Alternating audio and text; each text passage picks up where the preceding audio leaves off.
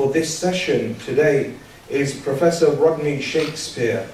Rodney Shakespeare is a visiting professor of binary economics at Trisakti University in Jakarta, Indonesia. He is a Cambridge MA, a qualified UK barrister, a regular broadcaster on Press TV, IRIB, and Al Alam TV, as well as other TV channels, and the recipient of the Martin Luther King Kelso Award. Rodney's main website is www.binaryeconomics.net, and he's the co-founder of the Global Justice Movement and a member of the Christian Council for Monetary Justice. He's also the chair of the Committee Against Torture in Bahrain. His topic today is economic justice, Zakah and Imam Ali. Please welcome Professor Rodney Shakespeare with a loud salawat ala Muhammad wa ala Muhammad.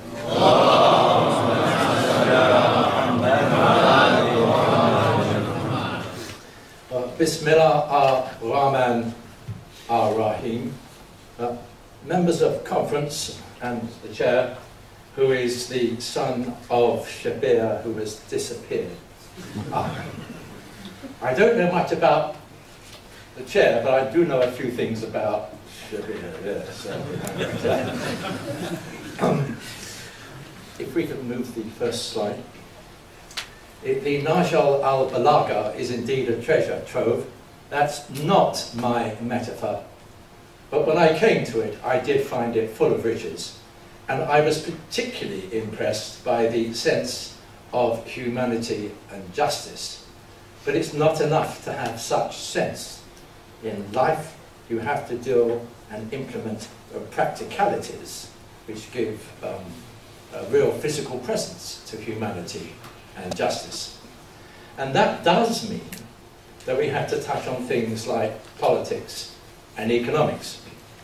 Now, there's no need to be scared by economics. It is true that mainstream economics today is a corrupt thing, it is a failing thing, and it is the main intellectual weapon by which a tiny financial elite have got a grasp on society and are moving it towards a destruction. But most people are scared of challenging mainstream economics. But I can tell you that there are 53 false assumptions right at the heart of mainstream economics. It took me 45 years to find them, and only last week I was at a conference and another 2 turned up. It may be that there are many and many more. But please understand that today's economics is fundamentally flawed at the most basic and underlying levels. But if we turn to Imam Ali, one finds the simple, straightforward economics. He, for example, well understood that at the bottom of a society there has, particularly in his day, there has to be a well-developed agriculture. That the development of the agriculture, that's just to say of the physical realities, is in fact, hi there, Reza, and I know some things about you as well, we'll go back to that. It comes prior to almost any issue of governance, because without that development, then nothing in real terms can take place in society. Indeed, Imam Ali said, whoever demands tax without developing the land ruins the country and destroys the people. Okay, now we go to Islam. And as you all know better than I, it has pillars. There is Allah at the center of things, and that is expressing a oneness and interconnection between things. And mainstream economics, one of its 53 assumptions, is that economics can be separated from other studies and is almost a thing which has an independent mathematical existence. That is the complete and absolute nonsense. Number one in Islam then is, and in Christianity, is the oneness, pervasiveness of God. The concept is really Tawheed in Islam. We then know of Salah. There is a Ramadan. I do just say here that I think everybody who is not a Muslim secretly takes their hat off to Muslims for the fact that they do a month's fasting. And for the younger people who come to fasting early on in their lives, I really take my hat off to them, because it can be quite stressful. There is the Hajj, there is the need for jihad, to strive to perfect the soul, and there is Zakah or khums. Now, Imam Ali identified Zakah as not just a charity, but as a sacrament. In other words, integral to the whole of the religion. But Zakah, a thing at its time thoroughly necessary, is charity. Now, you needn't think there's no charity in this country. We've had charitable law for at least 400 years, from at least the time of Elizabeth I, and in practice long before that. And during the great period of empire in this country, countless funds were put into charity. But no one can declare today that they really think that charity answers all the needs of the poor. It just doesn't. And if we can just move on there. And we move on now to the next one. Imam Ali put his finger on the issue. He was asked which is superior, generosity, by which I think we mean charity, or justice. And he was unequivocal. He just said the superior one is justice. And Dr. Talib, you and I had a conversation not so long ago, and we were discussing some of the quotations on the governed and the governors. And it's quite clear that Imam Ali had a cohesive sense of humanity and justice going to the whole of all the human beings in society. And yes, and that is then exemplified in that question, or the answer, what is superior, generosity or justice? You see, justice gives a permanent structural solution to the problems, whereas charity, or zakah, as it's conceived, it can be more structural, we'll come on to that in a minute, is in fact something which at best can only really be conceived as being temporary or an alleviation. Next one, please. Thank you very much. In Islam, as you all know, there are 7 heinous sins. Heinous means of the utmost gravity. And if you go down the list, you find that the last one, which I put up there on the slide, is riba. In the Quran, we have the next slide, please. We are told that all you who have believed, do not consume usury doubled and multiplied. And there are the strongest implications against usury. They are in Islam, and they are also in Christianity, and even in the Jewish faith. You can find it right the way through. Unfortunately, all societies have become corrupted. And I want to just make this distinction, that if you are borrowing existing money, then those who have existing money can put a screw on you. And they, in fact, can impose interest. They can hide it, as in Islamic banking, where they use different legal contracts. But the effect is to take as much away from the borrower as in conventional finance and economics. But where existing money is being used, I say, well, all right, there's not much you can do about it. That's the price that you pay for those who've got something that you want. But in today's society, and this has been the case for over 300 years, the money that you are lent is not the bank's. It is in fact something which the society allows the banks to create. And they create it out of nothing. And if we can go on to the next slide there. And you can see that I'm saying there, money is created out of nothing. And therefore, there is no time value in money. One of the biggest lies underlying modern mainstream economics is that there is a time value to money. There is, if it's existing money. But if it's created out of nothing, there is no time value. It can be created just like that. What does matter is who creates it, on what terms, and to whom it is lent, for what underlying purpose. And of course, in our economy today, the money is created and lent for anything except the real economy, and if I may say so, except the spreading of the real economy, because nobody in economics ever seems to understand that. It's not enough to lend the narrow groups who may abuse the privilege they have. We should always have the Imam Ali sense of justice and say we wish to lend in such ways as that we spread the productive economy and therefore the ability to consume to everybody in the society.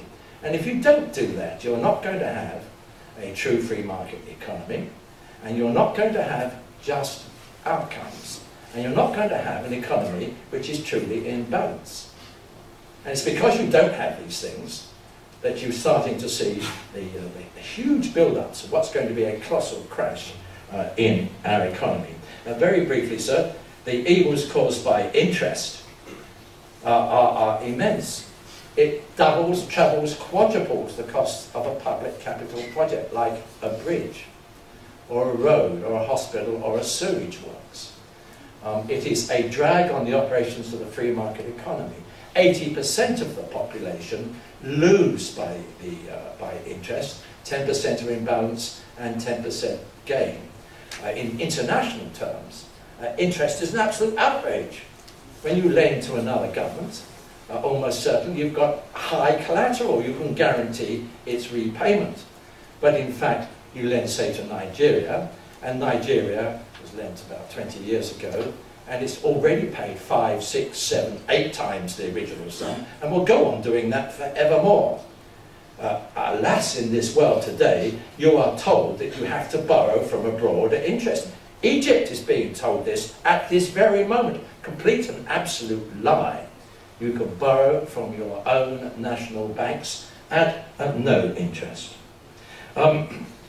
Therefore, putting this all together, and we've only got just a few minutes, I want to say to you that firstly, be brave. Economics is quite simple. Secondly, remember it's been corrupted and there are at least 53 false assumptions. And by the way, if you turn them round and do the opposite, you'll find a new economics, and a very one which will deeply satisfy you. And if anybody wants to know afterwards, I'll tell them where it can be found.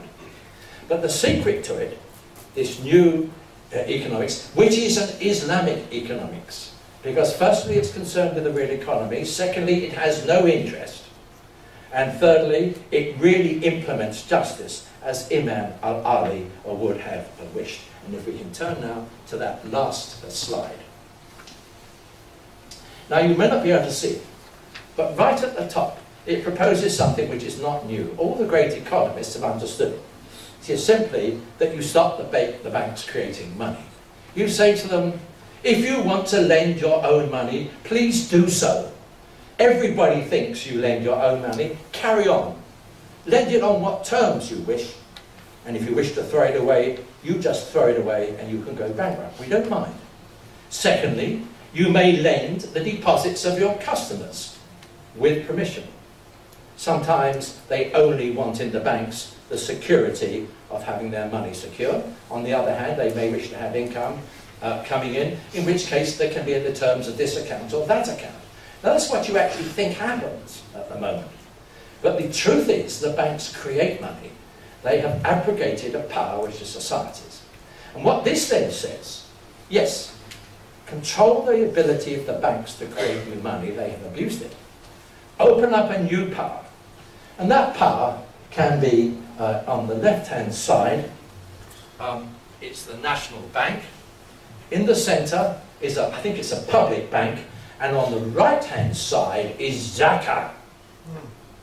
Because you see, there are huge funds in Islam, and they are there and should be used, not just for the alleviation of charity, because in the long run, that solves nothing. It means there's more demand for Zakah. But the Zakah funds can be used to restructure in the way which is proposed here. The money then comes out and goes to a banking institution, because that is where the knowledge is and that's where the administration is done. And such institutions, called banks, must be allowed to charge an administration cost. Nobody is suggesting that there should not be an administration cost. But then it is then lent in the following ways. On the left-hand side, you can see microcredit. Now in India, every half an hour, a farmer who has the collateral of his land commits suicide, either by swallowing herbicide, and if they don't commit, which is a very painful death, and if they don't commit suicide, they sell one of their kidneys. They are desperate. That's every half an hour. Interest rates in the rural sticks are between 100 and 200, even over 200%. The commercial lenders have got in on the act and saying, oh, aren't the peasants absolutely wonderful? They can be guaranteed to repay. And indeed, the repayment is quite extraordinary.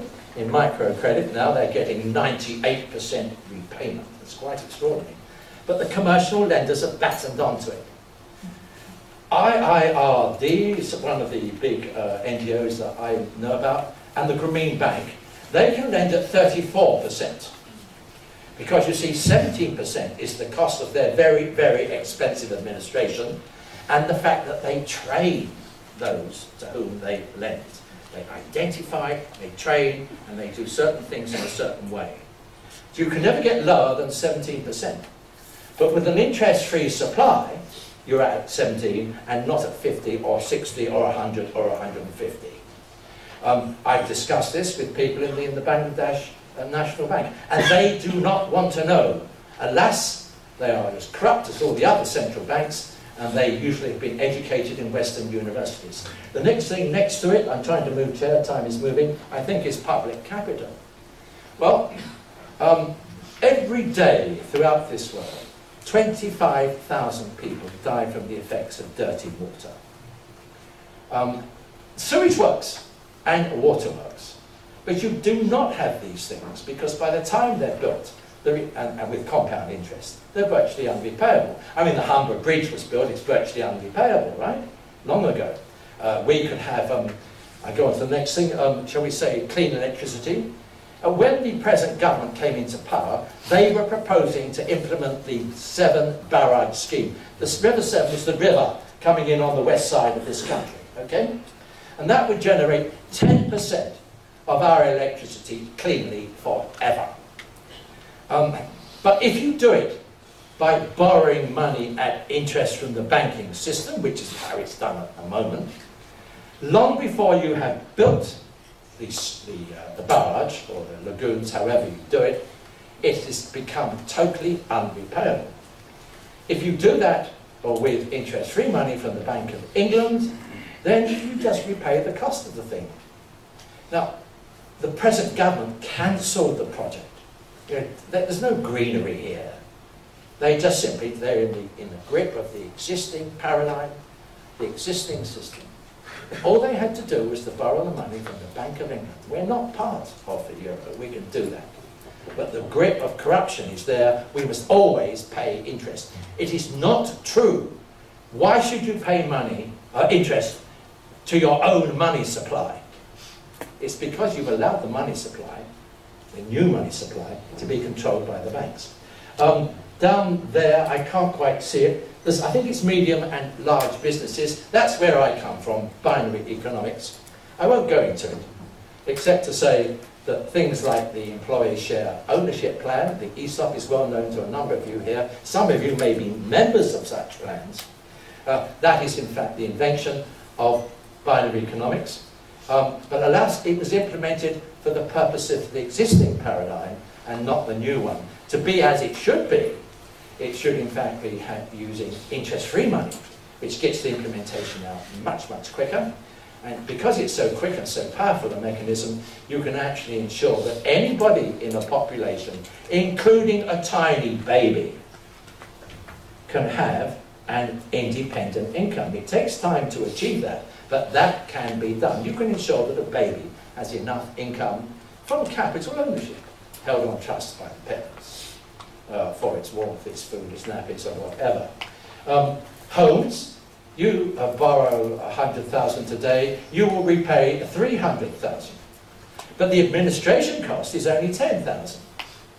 And as long as that you are only borrowing 80% of a genuine valuation, and that there are criminal penalties for false declarations of interest and false valuations, because all that was behind the great financial build-up and crash which has happened, there's no reason why you should not have interest-free loans for your house. And that's private housing, and you can do the same in public housing.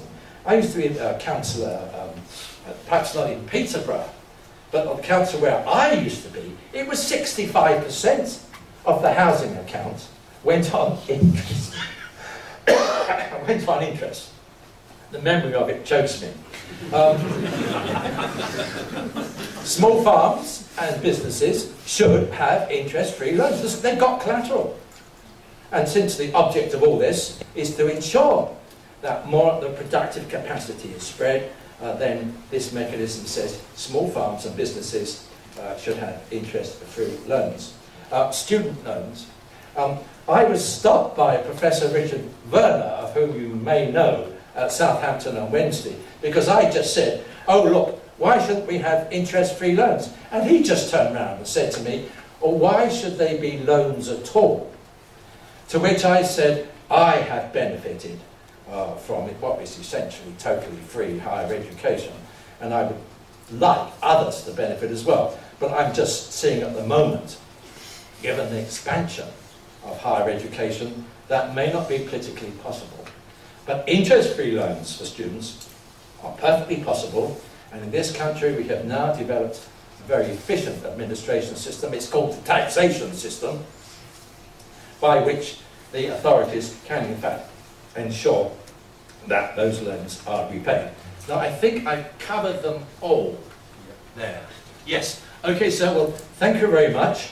Imam Ali had a strong sense of humanity and justice. He understood economics. Number one is you get the agriculture working, because without it, you had it.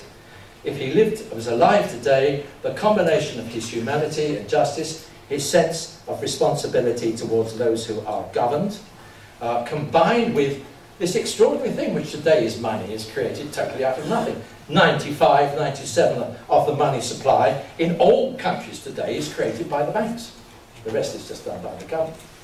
So I'm not really saying anything new. What I am saying is that you've got to actually address who lends the money to whom, on what purposes, and with what overall aim, including the unity of society and the understanding that economics should not be something separate. It should be part of the whole of society, including other countries, and part of our relationship with God. Thank you, sir. I hope I didn't go over time.